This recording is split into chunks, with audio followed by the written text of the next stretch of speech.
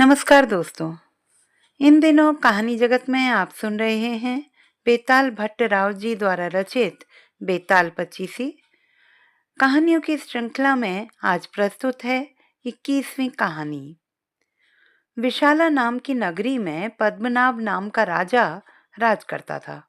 उसी नगर में अर्थदत्त नाम का एक साहूकार भी रहता था। अर्थदत्त के अनंग मंजरी नाम की एक सुंदर कन्या थी। उसका विवाह साहूकार ने एक धनी साहूकार के पुत्र मणिवर्मा के साथ कर दिया।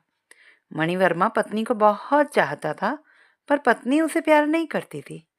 एक बार मणिवर्मा कहीं गया था। पीछे अनंग मंजरी की राजपुरोहित के लड़के कमलाकर पर निगाह पड़ी तो वह उसे चाहने लगी। पुरोहित का लड़का भी लड़की को चाहने लगा।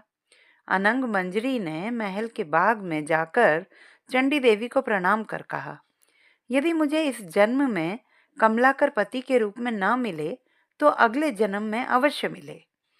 यह कहकर वह अशोक के पेड़ से दुपट्टे की फांसी बनाकर मरने को तैयार हो गई।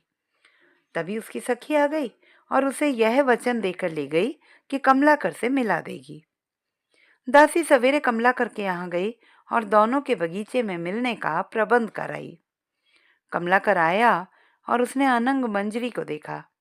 वह बेताब होकर मिलने के लिए दौड़ा। मारे खुशी के अनंग मंजरी के हृदय की गति रुक गई और वह मर गई।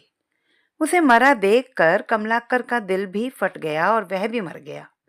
उसी समय मणिवर्मा आ गया और अपनी स्त्री को पराये आदमी के साथ मरा देखकर बड़ा दुखी हुआ। वह स्त्री को इतना चाहता था कि उसका वियोग न सहने से उसके भी प्राण निकल गए। चारों ओर हाहाकार मच गया। चंडी देवी प्रकट हुई और उसने सबको जीवित कर दिया। इतना कहकर वेताल बोला, राजन, यह बताओ कि इन तीनों में सबसे ज्यादा विराग में अंधा कौन था? राजा ने कहा, मेरे विचार में मणिवर्मा था, क्योंकि वह अपनी पत्नी को पराये आदमी को प्यार करते देखकर भी शोक से मर गया।